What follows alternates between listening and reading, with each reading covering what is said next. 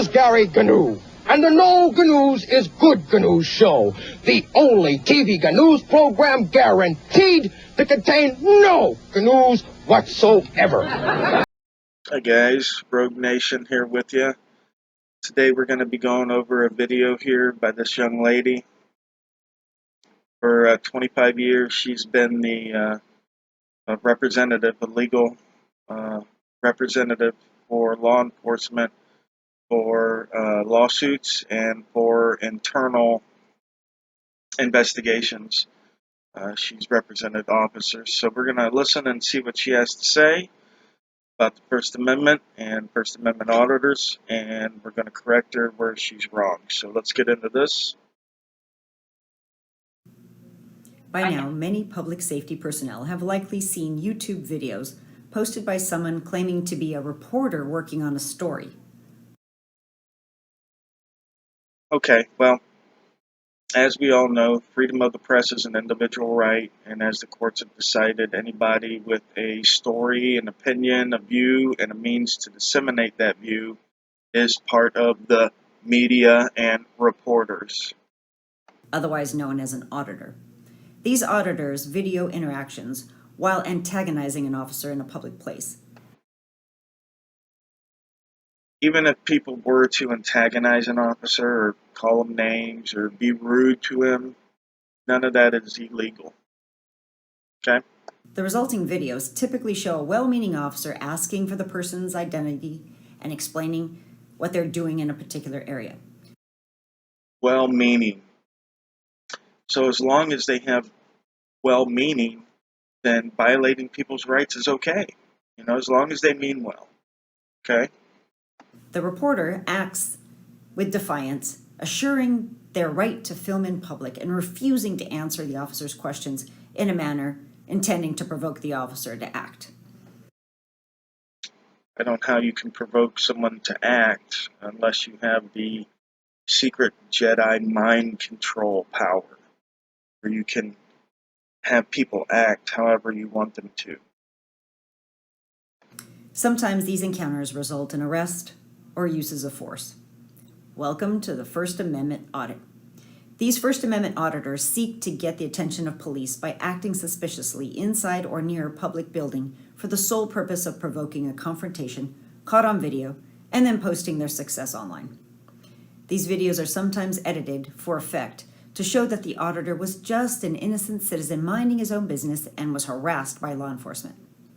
At a minimum, the officer looks unprofessional, but the results can be far worse. Administrative and criminal investigations and lawsuits can follow. Yes, that's what happens when citizens who may be acting suspicious or looking suspicious or even being suspicious, all of which are not a crime and is subjective. Like myself, I find men with only mustaches to be suspicious because historically, if you look, a lot of child pedophiles are men with only mustaches. So when I see a man that only has a mustache, I'm pretty suspicious of him. So, but the difference is I don't call the cops every time I see a guy with only a mustache. So that's the difference. I'm Una Busela, managing partner in the police defense law firm of Stone Busela. For over 25 years, I've represented public safety employees in internal and criminal investigations in all types of incidents, including citizen video encounters. This doesn't have to be the case for things to go wrong for officers. Public safety officers can easily prepare for these types of confrontations by taking a few simple steps. I'm not sure what her steps are, but one big step would be to learn the law. That would be a big step in avoiding these confrontations. The second step would be self-control. You know, when someone annoys me, I don't punch them in the face.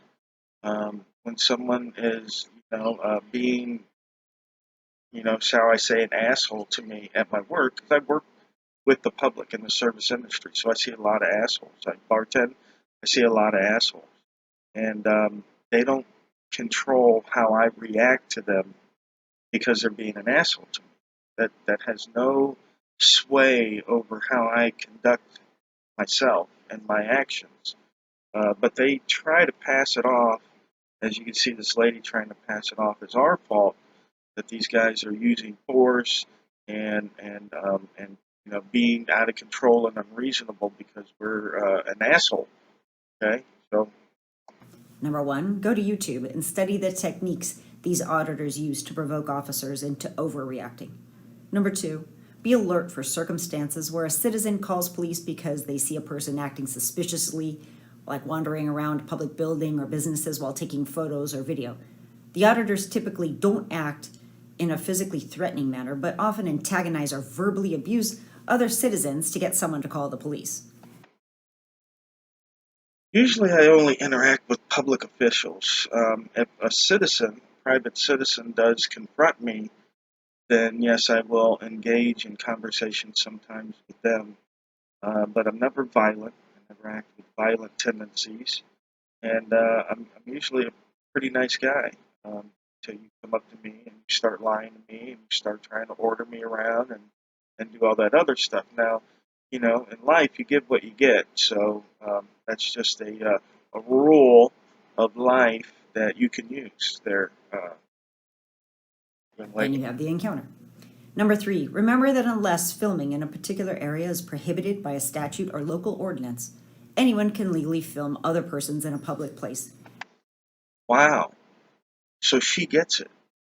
She gets it, that the fact that anywhere in a public area we're legally allowed to film other people. We don't need permission. We don't need consent. Okay?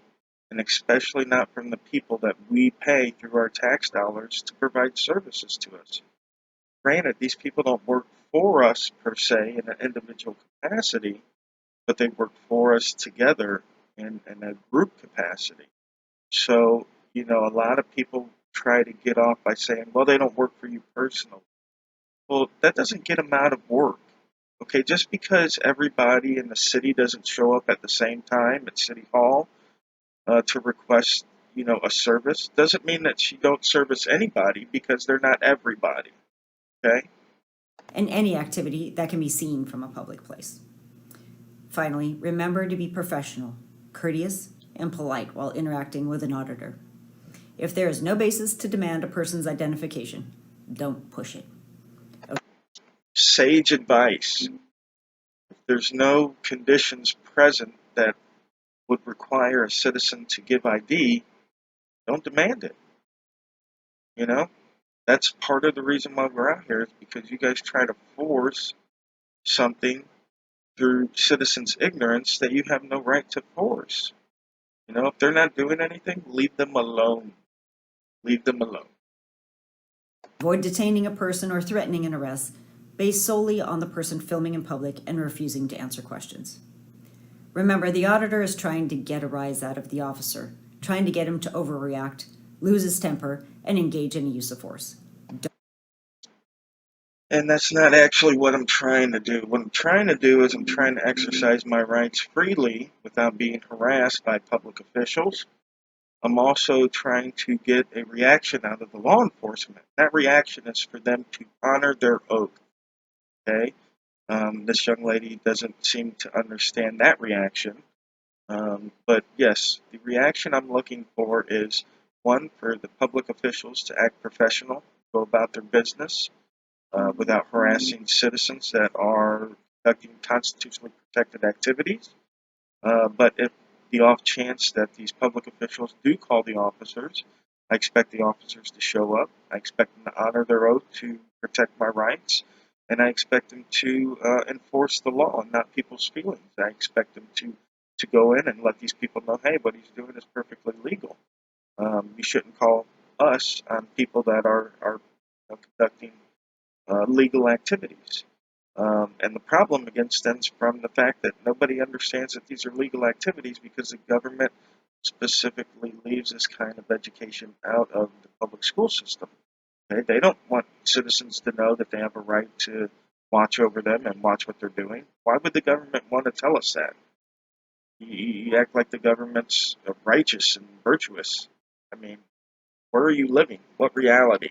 Don't fall for their tricks.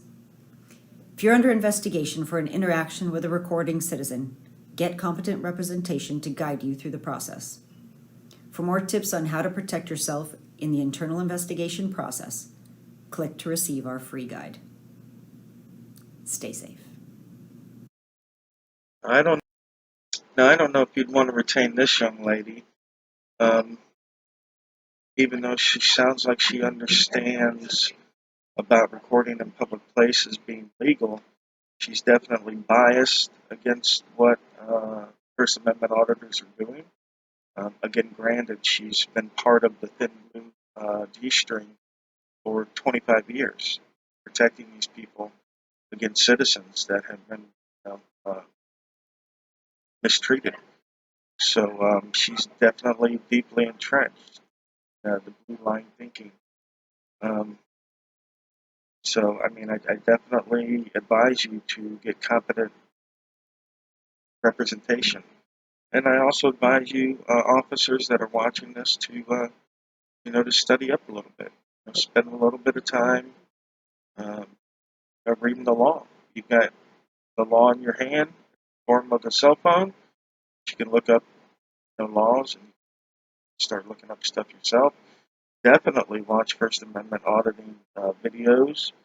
Um, there's lots of legal professionals out there that would be glad to help you answer questions, but don't believe in something. Just have an ideal and then research that ideal firmly. All right, guys, we're going to get out of here. Thanks for watching the video, and let me know in the comments what you think about what this lady had to say.